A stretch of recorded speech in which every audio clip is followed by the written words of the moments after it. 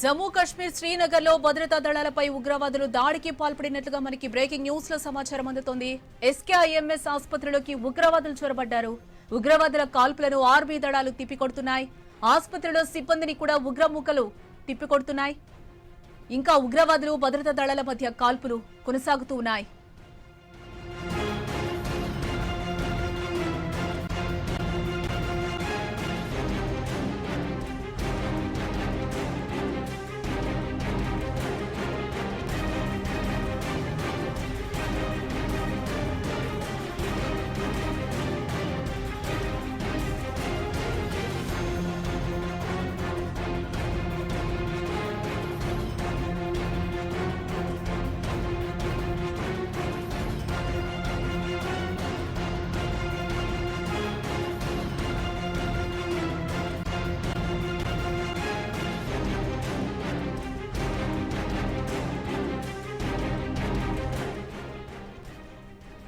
జమ్మూ కాశ్మీర్ శ్రీనగర్ లో భద్రతా దళాలపై ఉగ్రవాదులు దాడికి పాల్పడ్డారు.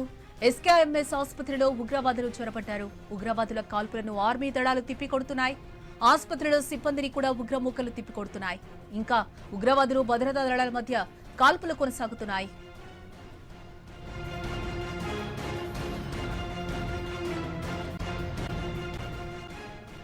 ఇదే అంశానికి సంబంధించి మరింత సమాచారం మా ఢిల్లీ ప్రతినిధి రామకృష్ణ మరింత సమాచారం అందిస్తారు. రామకృష్ణ, చెప్పండి, ఉగ్రవాదులు భద్రతా దళాల మధ్య కాల్పులు జరుగుతున్నట్లుగా తెలుస్తోంది. దీనికి సంబంధించి పూర్తి డీటెయిల్స్. శ్రీనగర్ లో ఈ ఒక కిమ్స్ హాస్పిటల్ మీద ఉగ్రవాదులు దాడి చేశారు. మరి ఆ ప్రాంతంలో భద్రతా దళాలను టార్గెట్ గా చేసుకొని ఈ దాడులు జరగడం జరిగింది. మరి బెమినాలోని ఈ కిమ్స్ హాస్పిటల్లో ఉగ్రవాదులు చాలా మంది దాక్కున్నారు. మరి ఈ నేపథ్యంలో భద్రతా దళాలు హాస్పిటల్ చుట్టుముట్టాయి. మరి ఉగ్రవాదులు కాల్పులు జరిపారు. దీని మీద సైన్యం కూడా కాల్పులు జరిపింది. మరి ఇప్పటికీ ఉగ్రవాదులు అక్కడి నుంచి పారిపోయారు. అయినప్పటికీ కూడా అక్కడ పూర్తిగా ఎవరికి ఎలాంటి ఈ ప్రాణ నష్టం అయితే ఇప్పుడు దాకా జరగలేదని జమ్మూ కాశ్మీర్ పోలీసు అధికారులు చెప్తున్నారు. అయితే భద్రతా దళాన్ని టార్గెట్ గా చేసుకుని ఉగ్రవాదులు ఈ దాడులు చేసినట్టు తెలుస్తుంది. మరి జమీనాలోని స్కిమ్స్ ఆసుపత్రిలో కొంతమంది దాక్కుని ఉండడం లోపల కూడా తనిఖీలు చేపడుతున్నారు. అయితే అక్కడ ఎవరు లేరని చెప్పేసి తెలిసింది. అక్కడి నుంచి తప్పించుకున్నారని తెలిసింది. అయితే మరిన్ని ఉగ్ర దాడులు ఉంటాయని చెప్పేసి వాళ్ళు హెచ్చరించడం జరిగింది. ఈ మేరకు ఒక లేఖను కూడా విడుదల చేసింది. లేఖను కూడా వదిలి వెళ్ళినట్టు తెలుస్తుంది. మరి భారీ భద్రతను ఆ ప్రాంతంలో ఏర్పాటు చేశారు.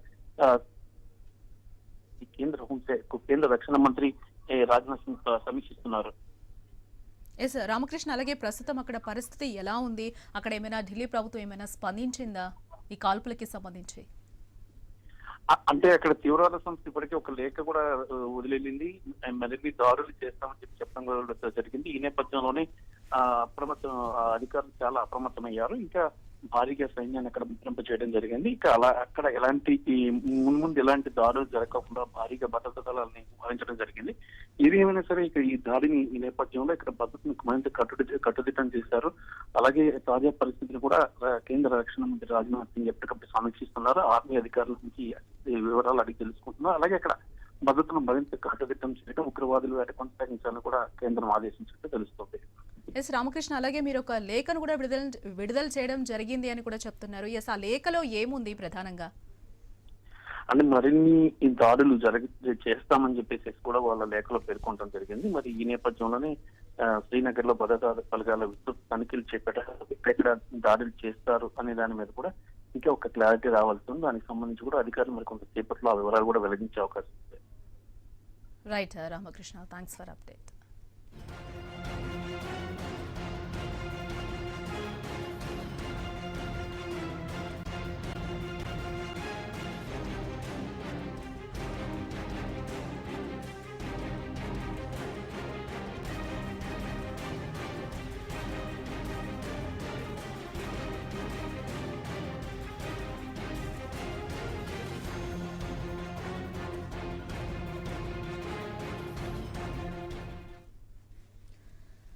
జమ్మూ కాశ్మీర్ శ్రీనగర్ లో భద్రతా దళాలపై ఉగ్రవాదులు దాడికి పాల్పడ్డారు.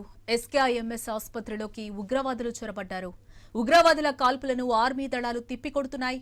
ఆసుపత్రిలో సిబ్బందిని కూడా ఉగ్రముక్కలు తిప్పికొడుతున్నాయి. ఇంకా ఉగ్రవాదులు భద్రతా దళాల మధ్య కాల్పులు కొనసాగుతూనే ఉన్నాయి.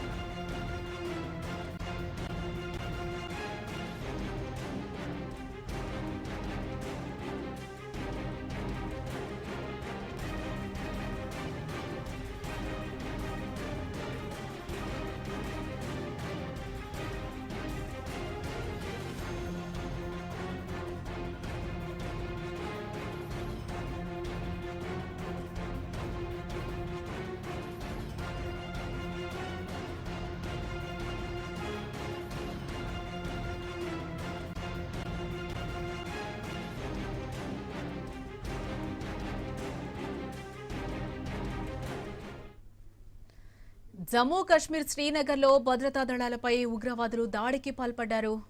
ఎస్కేఐఎంఎస్ ఆసుపత్రిలోకి ఉగ్రవాదులు చొరబడ్డారు. ఉగ్రవాదుల కాల్పులను ఆర్మీ దళాలు తిప్పికొడుతున్నాయి. ఆసుపత్రిలో సిబ్బందిని కూడా ఉగ్రముక్కలు తిప్పికొడుతున్నాయి. ఇంకా ఉగ్రవాదులు భద్రతా దళాల మధ్య కాల్పులు కొనసాగుతున్నట్లుగా మనకి సమాచారం అందుతోంది.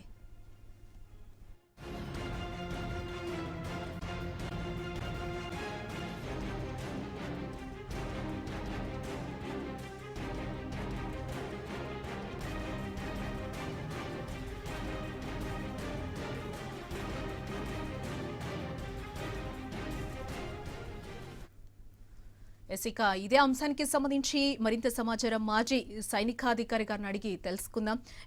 Good evening sir. మేడం చెప్పండి. అంటే ఇప్పుడు జరుగుతున్న కాల్పుల్ని మనం ఏ విధంగా చూడొచ్చని అంటారు జమ్మూ కాశ్మీర్ లో?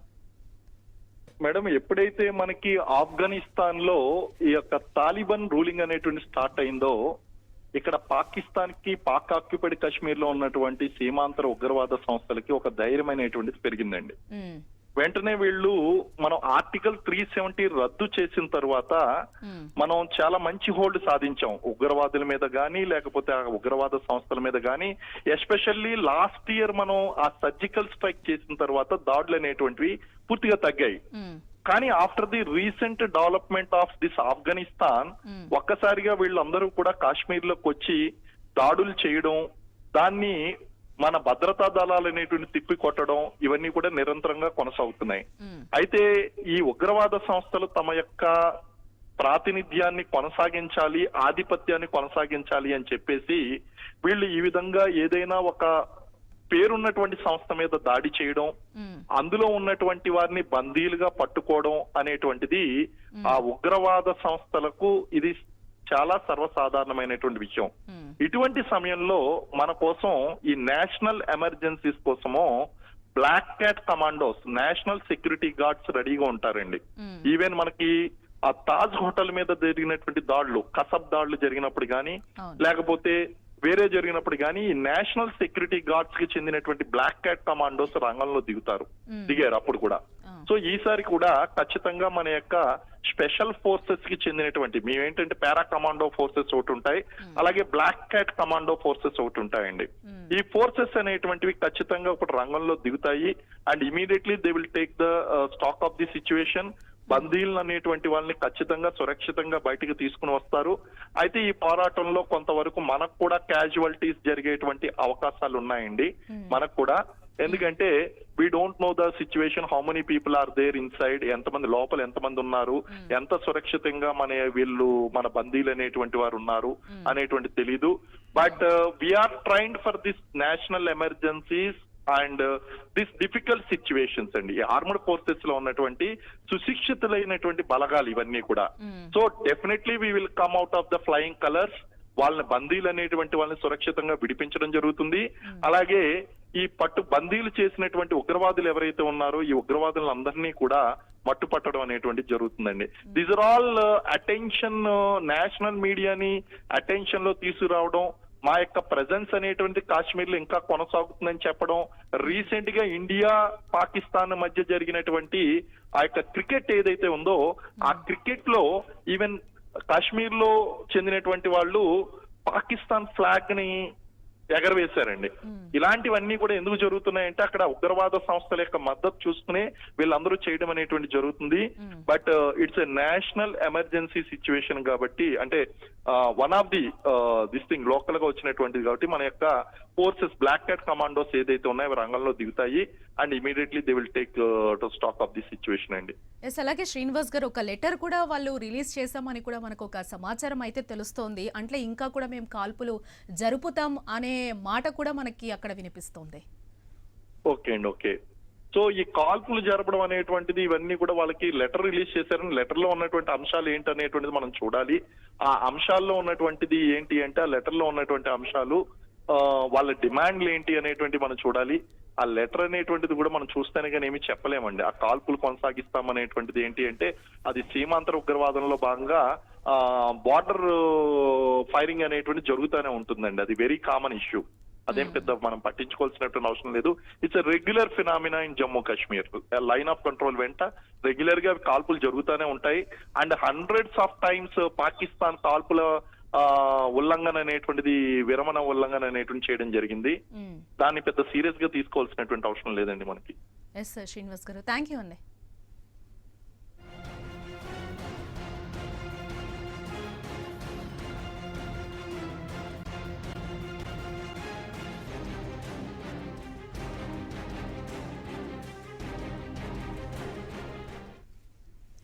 ఎస్ జమ్మూ కాశ్మీర్ శ్రీనగర్ లో భద్రతా దళాలపై ఉగ్రవాదులు దాడికి పాల్పడ్డారు. ఎస్కేఐఎంఎస్ ఆసుపత్రిలోకి ఉగ్రవాదులు చొరబడ్డారు. ఉగ్రవాదుల కాల్పులను ఆర్మీ దళాలు తిప్పికొడుతున్నాయి. ఆసుపత్రిలో సిబ్బందిని కూడా ఉగ్రమూకలు తిప్పికొడుతున్నాయి. ఇంకా ఉగ్రవాదులు భద్రతా దళాల మధ్య కాల్పులు కొనసాగుతున్నట్లుగా కూడా మనకి తెలుస్తోంది.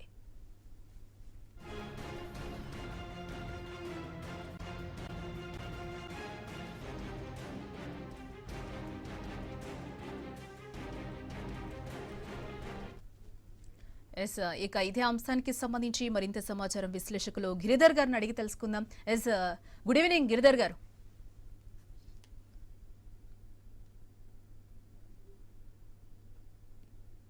హలో. ఎస్ గిరిధర్ గారు, గుడ్ ఈవినింగ్ అండి. నమస్తే అమ్మా. నమస్తే. ఎస్ ఇప్పుడు మనం చూసుకుంటే కాశ్మీర్ లో అయితే మనకి భద్రతా దళాల మధ్య కాల్పులు కొనసాగుతున్నట్లున్నాయి.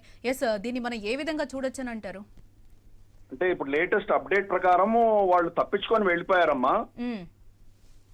హాస్పిటల్లో లేరు వాళ్ళు, టెర్రరిస్ట్. వాళ్ళు హాస్పిటల్ ఎస్కేఐఎంఎస్ హాస్పిటల్ నుంచి ప్రజా బాహుళ్యంలోకి వెళ్ళిపోయారు. అక్కడంతా ప్రజలు, సివిలియన్స్ అందరూ ఉండగా వాళ్ళ మధ్యలోంచి వాళ్ళు తప్పించుకొని వెళ్ళిపోయారు. వాళ్ళు ఆ ఏరియా అంతా కార్డన్ చేసేసింది army. Search and rescue operations అంటారు, అది మొదలు పెట్టారు ప్రస్తుతానికి. కాసో అంటారు, కార్డన్ అండ్ సర్చ్ అంటారు, సిఓఎస్ ఓ అంటారు. కాసో అంటే కార్డన్ అండ్ సర్చ్ ఆపరేషన్స్, అది మొదలు పెట్టారు.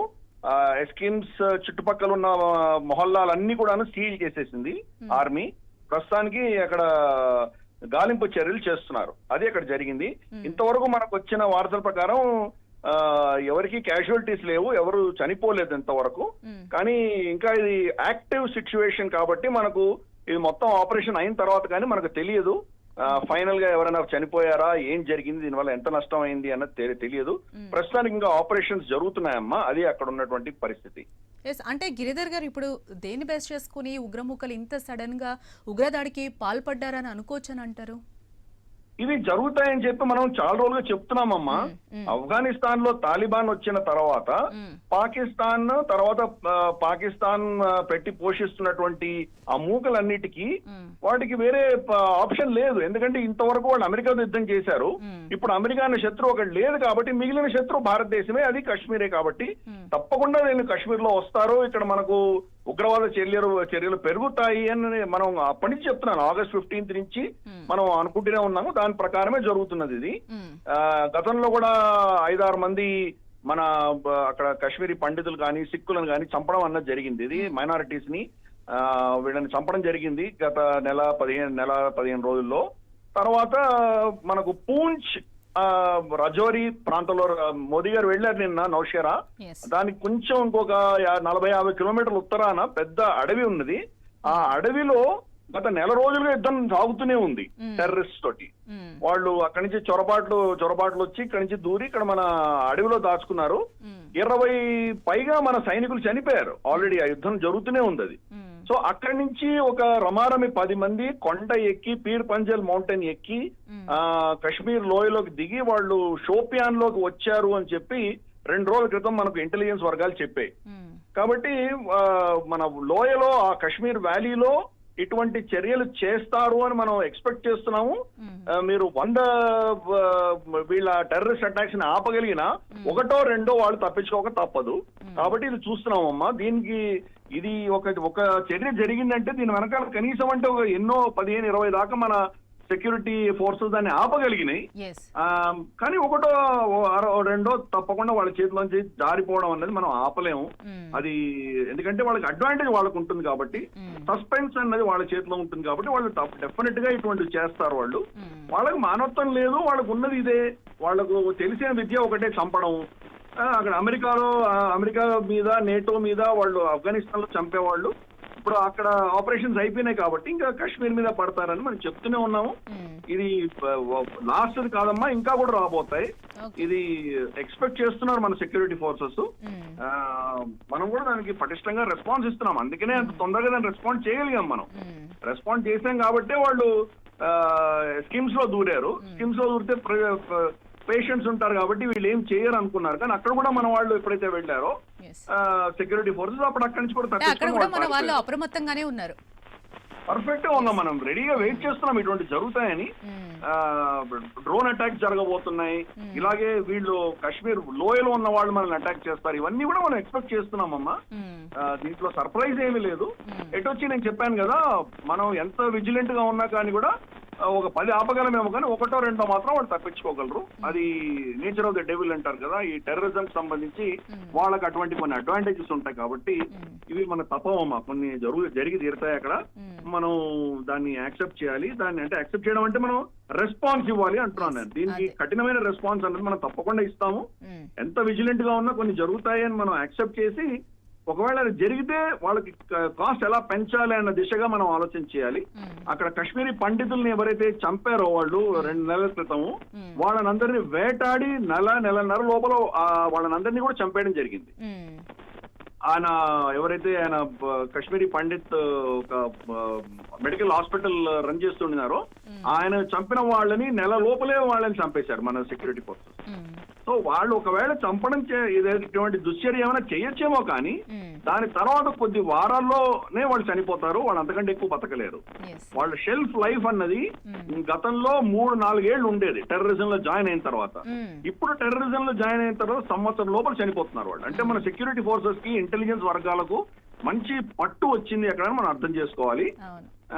కానీ ఏదో 1 or 2 వచ్చినప్పుడు ఇమ్మీడియట్ గా ఇది వీళ్ళ సెక్యూరిటీ ఫెయిలియర్, ఇంటెలిజెన్స్ ఫెయిలియర్ అంటూ దుమ్మెత్తి పోయారు. తప్పు అది. రైట్. థ్యాంక్ యూ గిరిధర్ గారు.